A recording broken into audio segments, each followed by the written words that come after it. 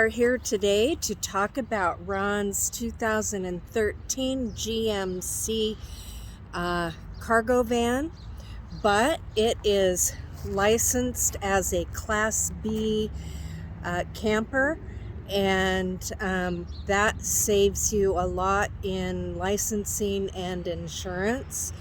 It's how many miles does it have on it? It has 86,600 and some odd miles on it. Okay. Very low mileage. I bought it in 2017, a little over 5 years ago, as a GM certified pre-owned vehicle. It had 34,000 miles on it that time. Okay. So I put the rest of the miles on it. Okay. And it's in excellent condition mechanically. I've got all the maintenance records, everything that I've done to it. Since I've owned it. I had probably at 70,000 miles. I think I had the transmission and the differential serviced, and then 73,000 miles, something like that. I had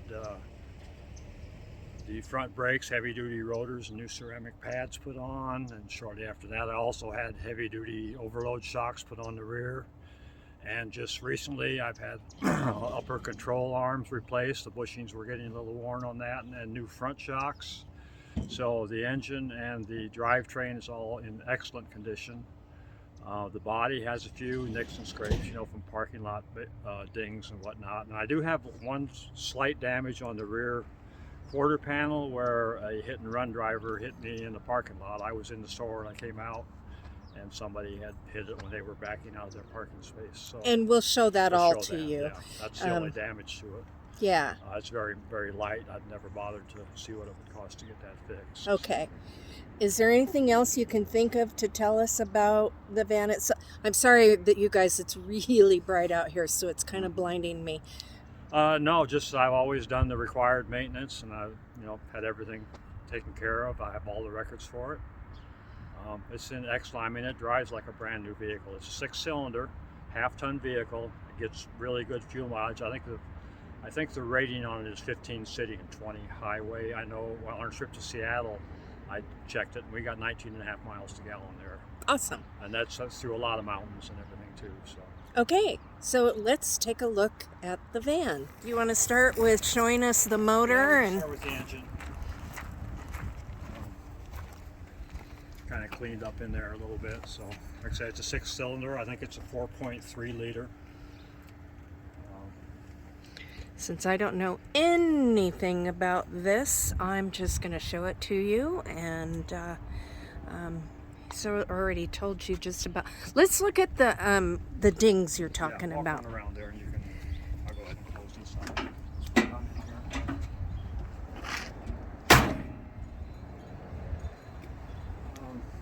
Clear in the rear behind the rear tire.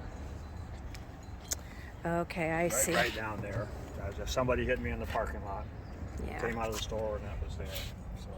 You can barely see that. It's not really even a dent. It's more of a scratch than anything. Yeah, it has brand new tires also. They have, I'd say, less than 2,000 miles. Less than 2,000 miles on the tires. It's equipped with a receiver hitch and wiring if you want to tow a light trailer. I think it has a towing capacity of about 3,000 pounds. Okay. And it's a Savana. One little tiny dent right there. And okay, let's look at the inside. Oh, and Ron, tell us about your solar. Oh yeah, there's 200 watts of solar on there. We can take a look at the back end and I'll show you that system. Oh yeah, he's got what I call his garage.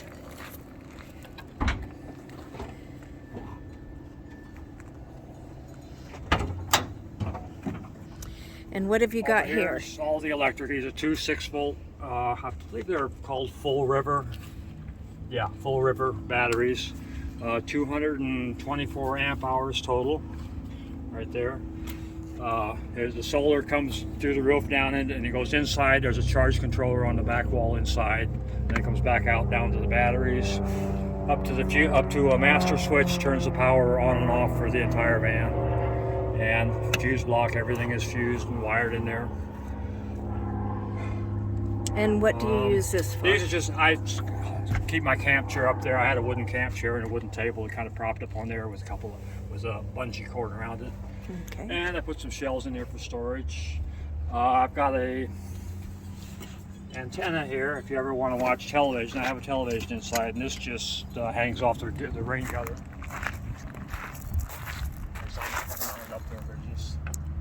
Okay, for antenna TV. So most of the places we go don't have a lot of good TV reception, so I used to use a Fire Stick and then my phone for a hotspot. Okay. So that's the way I watch TV most of the time. Okay. And the TV has a built-in DVD player also. Oh, okay. Let's look in the van. He built this out himself a few years ago, and the passenger seat is on a swivel, so it faces either forward or backward. Right now he has it. And you can sit down there. I have a shelf here. You can sit right there, put the camp stove on here. It comes equipped with the camp stove. Has a cassette toilet right there between the two seats. I just covered that up with a blanket. It's basically never been used. We were always close to vault toilets and things like that. So. And he has a, what is that, 24-quart refrigerator? No, it's 18. It's a CF. It's a Dometic CF 18. And that's on a slide. On a slide. I'll show you that right here too. Just a second. Slides out. Access in there. It's not a real big refrigerator, but I mean, it depends on what you put in there. I mean, I can put a week, 2 weeks worth of food in there. Okay. If you don't use a lot of refrigerated items. And all this is storage. Lots of storage up here. Here's an adapter for the little, I have a camp stove here. Get that out. The gas one. Camp stove there. You can either run it on butane or propane. This is the adapter if you want to hook up the propane to it. Okay. And storage, all these cabinets open up all the way up there.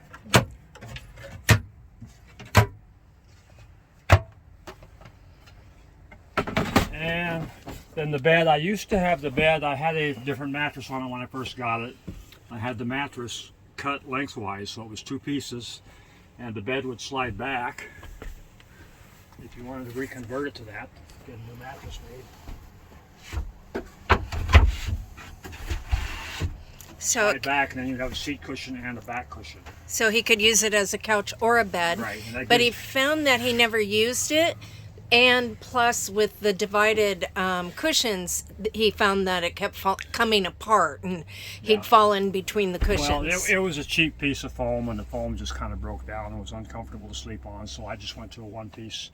But anyway, if you want to convert it, you can see how much more floor space that gives you. Right. And then, if you did convert it, there's a door back here. You can open that up, access the garage area if you want to store your dirty laundry back there or your trash back there or whatever. Have access to that. There's a fantastic fan up here on the roof for the... Does that go either way or just It's just a one-way. It exhausts vents out? Vents out, yeah. Okay. And a smoke detector, I see. Yeah, there's no battery in that currently. Oh, look. That's Caravan Carolyn. Yeah. And then here's the TV on swivels, so you can watch it from the passenger chair there, or you can lay it down in bed and watch it. You can turn it back this way also if you want your head down this end. Pretty versatile. And more storage up above here, another cabinet. Down here is where I keep all my water jugs. Lots, I mean that's 18 inches deep there, I believe. Okay. So lots of storage there. And again, down here. I see you have a closet back there. I do. Hanging clothes back here in the very back end. So, Okay. and more storage underneath there. Tons of storage underneath the bed. I've got a drawer here for your silverware, things like that. I have all the manuals here for the refrigerator, for the charge controller, which is up here on the wall. Cassette toilet for the antenna. Here's the receipt for the batteries in the back end. The TV manual. Mr. Heater. Oh, where's your heater? I have that right down here. Oh, there you That's go. my heater, Buddy Heater. Mr. Buddy Heater. You run that thing for 15 minutes in the morning and it's toasty warm in here.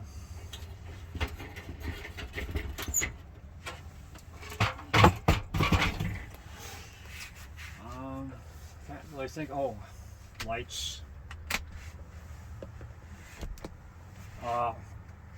The back part of the van is all connected to the house batteries in the back end. Nothing's connected. Everything back here runs off of solar. Okay. And so, like I said, it has 200 watts of solar. That's always been enough for me. It runs the refrigerator. I can watch TV for 4 hours needing if I want to. I'm not sitting around the campfire. And tell us about the floor. This is a watertight. I believe it's Mohawk is the brand. I just recently put that in. I did have a carpet in here, and carpet's a little easier on the knees if you want to put a runner rug in here or something. But it was just laid in here loose, and I would take it out and hose it down, wash it when I got home when it gets dirty. But with the hardwood floor here, it's watertight connections. Okay. Laminate flooring.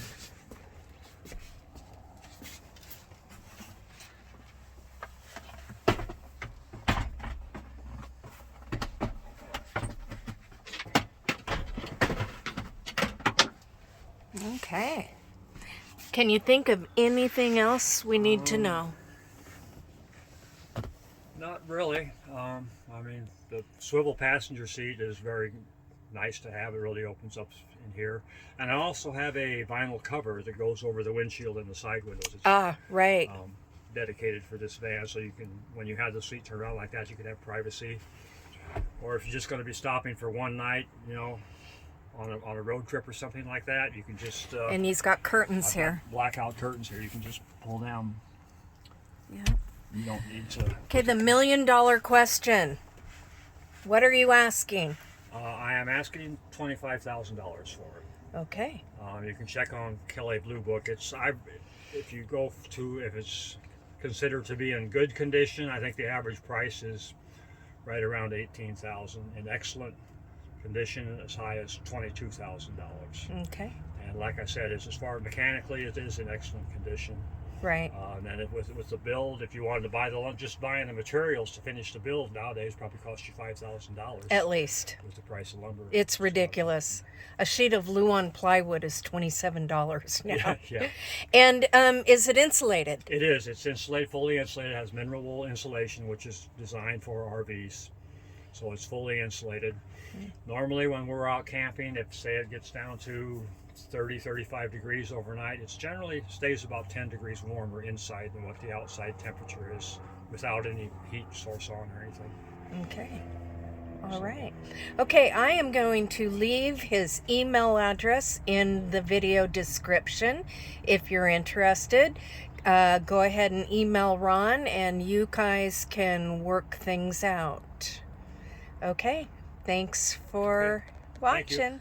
And I need to add that Ron will be out of town from December 3rd through December 10th. So contact him either before that or after that. You can send emails during that week, but he won't probably see them until he gets back.